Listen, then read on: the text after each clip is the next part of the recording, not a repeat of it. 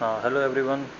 So today we will solve the exercise question. Fill in the blanks. The first question: the fill in the blank dynasty ruled Chhattisgarh from the year 800 to 1000 AD. You tell me. This was the Kalchuri dynasty. Okay. Second question: uh, blank space was the most famous Parmar king. So the answer is Bhoj. The Raja Bhoj was the most famous Parmar king. Come to see, Al-Biruni wrote a book in Arabic. Title was the Tahqiq-e-Hind. Okay. Now fourth one, the most powerful dynasty of South India was the Chola dynasty. Okay. Even uh, the famous Rajrajeshwar temple was built by, tell me who? King Rajaraja Chola. Okay. Now come to second question. Which of the following statements are true or false? First, India was divided into many small kingdoms after the death of the Harshvardhana. Very true. Okay. Second, Brahmins were famous for their knowledge of religion and governance. ये भी true है. Third क्या है? Mahmud Ghaznavi ruled over the whole of the north India. ये false होगा. क्यों? क्योंकि वो रूल नहीं किया था.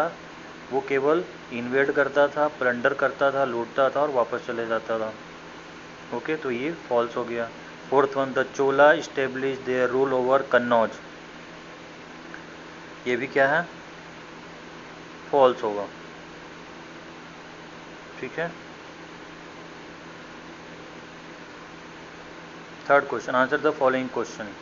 Y did Al बरूनी came to India, come to India? तो इसका आंसर क्या है? अल बरूनी क्यों आया था? Al बरूनी came to India for learning mathematics and astrology and see the culture of India. इसका आंसर देखते हैं कहाँ है जल्दी से.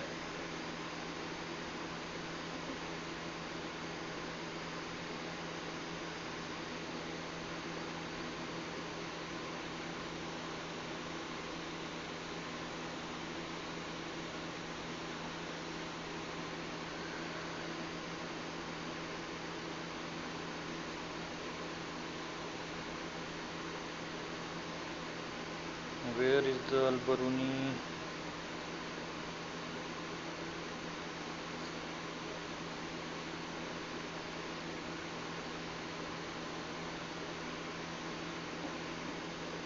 आगे ही होगा. It must be.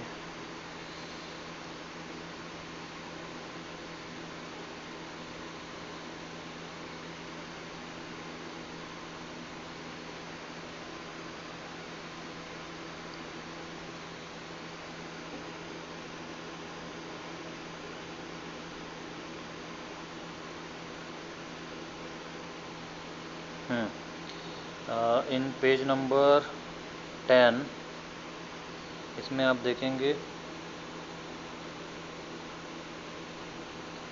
Line number 1 2 3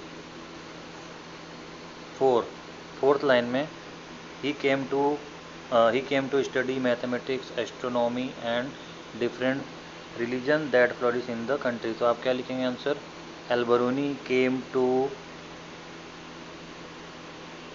study mathematics, astronomy and different religion that flourish in the country. Okay, ये हो गया पहले का answer. Now come to second question. Brahmins were famous for their knowledge. Sorry. Question answer. Which countries did the navy of Chola invade?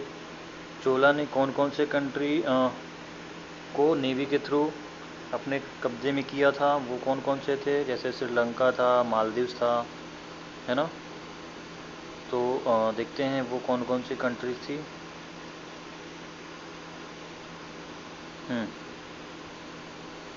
सो इसका answer है page number 11 में. 11 में देखिए फर्स्ट, सेकेंड एंड कहाँ गया? हाँ, फर्स्ट पैराग्राफ में ही है. The the naval fleet invade Sri Lanka, Indonesia, Malaysia and Maldives. Okay, तो इसका आंसर आप लिखोगे the navy fleet of Chola dynasty invaded Sri Lanka, Indonesia, Malaysia and Maldives. Okay, इतना ही लिखना है। आप अगर एक बार में नहीं समझ पा रहे हैं तो आप उसको दोबारा रिपीट करके सुन लेना, ठीक है। Now come to next question. Which dynasty were at the war for time to capture Kannauj? Tell me. 3 dynasty थी जो आपस में लड़ा करती थी, हमने देखा फॉर 200 ईयर वो आपस में लड़ रहे थे और तीनों ही क्या हो गए थे, वीक पड़ गए थे। बताओ कौन कौन से थे वो।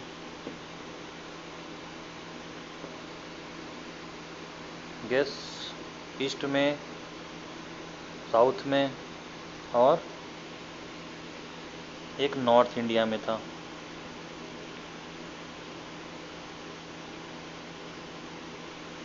याद आया?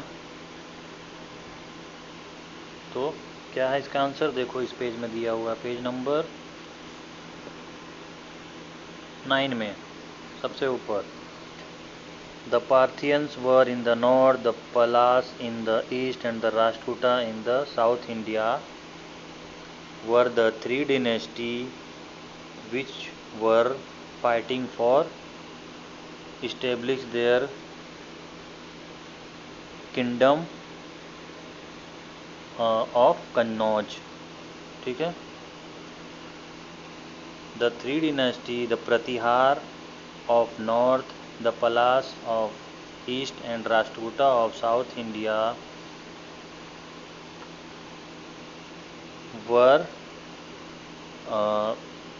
fighting to establish their sovereignty over the kingdom of Kannauj। ठीक है, इसका आंसर इतना होगा। Come to the next question. What is the next question? What did the king donate to Brahmin to make them settle in their kingdom? King ब्राह्मण को क्या दिया करते थे? Try to recall. वो ब्राह्मण को क्या दिया करते थे? ऑब्वियसली क्या देंगे, वो लैंड एरिया देंगे जहाँ से वो रिवेन्यू कलेक्ट कर सके, है ना। तो इसका आंसर आप देखिए कहाँ पे है।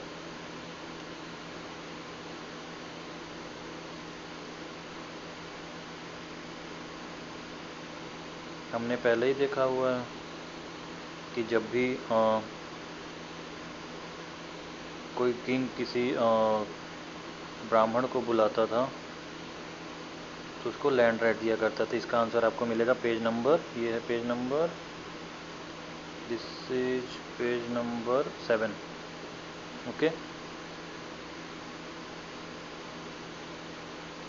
here it is written, in return the king would donate entire village or the revenue collected from several villages to these brahmins। ठीक है, तो इसका आंसर आप लिखोगे यहाँ से, the Kings would donate entire villages or the revenue collected from several villages to the brahmins। Okay, इतना ही आंसर लिख लेना इसका। Come to the next question.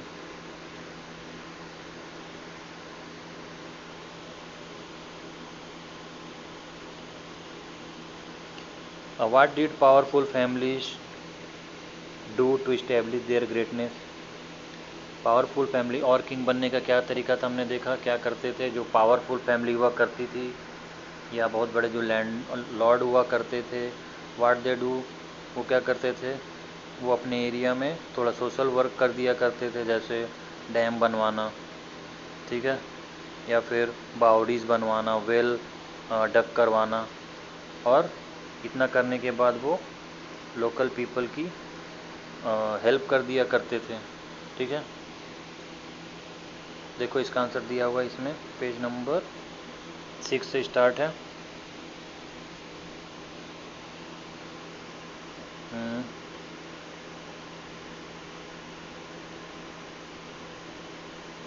हाँ, लास्ट पैराग्राफ देखिए। Some families would settle in an area and acquire a lot of land for farming. They would dig wells, pond and bodies to irrigate. ठीक है, इसका answer आप लिखोगे the powerful families, फिर यहाँ सबसे नीचे से लिखोगे would dig wells, ponds and bodies to irrigate the land to get a good crop. As their harvest increased, this family would become wealthy and powerful. Their grandeur would increase and the other people would seek their help and advice. The people would pay obeisance to them to listen to whatever they said.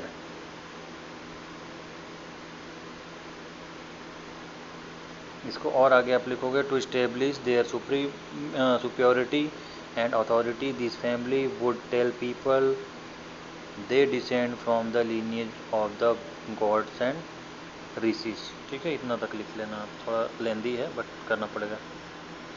Next question देखते हैं क्या है. Come to next question. What is written in the book title टर्की के हिंदी में क्या लिखा था? Try to recall about the culture of India, customs, traditions, है ना, यही सब टर्की के हिंद में लिखा था. देखो इसका आंसर है पेज नंबर 10 में.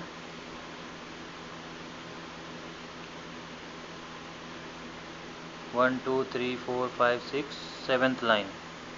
We get a lot of information about the people of India, their customs, religion, tradition, science, mathematics, astronomy, etc. from this book. तो इसका आंसर आप लिखोगे from the book Tahqiq-e-Hind we get a lot of information about the people of India, their custom, religion, tradition, science, mathematics, astronomy etcetera. बस यहाँ तक लिखना है. ठीक है. Now come to next question. Who was bhat, what were their role. भाट कौन हुआ करते थे, आप बताओ. याद आया, कोर्ट पोएट हुआ करते थे जो किंग का पोएम बना के किंग के लिए पोएम बनाते थे उनके कोर्ट में, और उनका प्रेज किया करते थे, हमेशा तारीफ किया करते थे. ठीक है, तो इसका देखते हैं आंसर कहाँ पे है.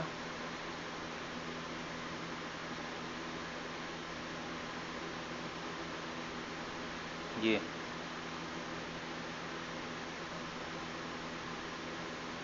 यहाँ पेज नंबर 8 में second paragraph. The Bhat also played an important role in stabling the royal lineage. ठीक है, द भाट ट्रेडिशन प्रिवेल्ड. इसका आप लिखोगे आंसर, पहले आप लिखोगे the bhat also played an important role in the establishing the royal lineage. पहला पॉइंट. सेकंड पॉइंट में लिखोगे, तीसरे लाइन में आ जाओ, they were court poets who sang songs in the local language praising the king and his ancestors. ठीक है, तो सेकंड पॉइंट हो गया.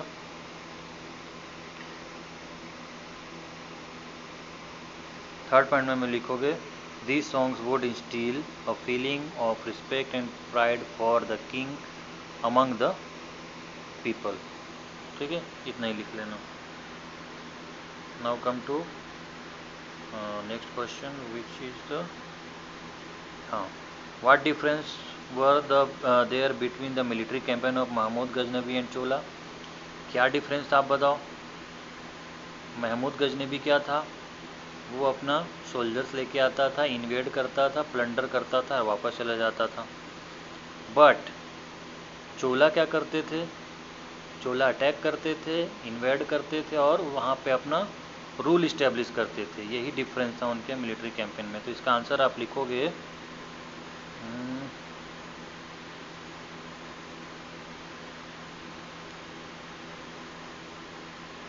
हाँ, पेज नंबर 10 में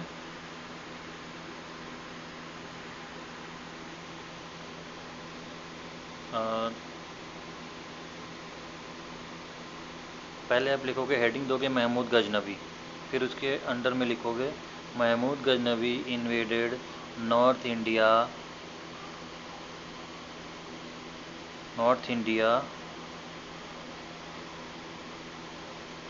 several times from Afghanistan between 1000 to 1025, plundering and looting the land and its people। ठीक है, इतना ही लिखना है इसमें महमूद गजनवी में।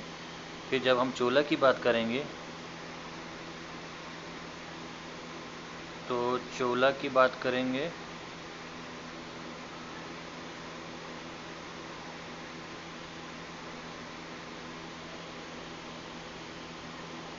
चोला में आप लिखोगे हेडिंग डाल के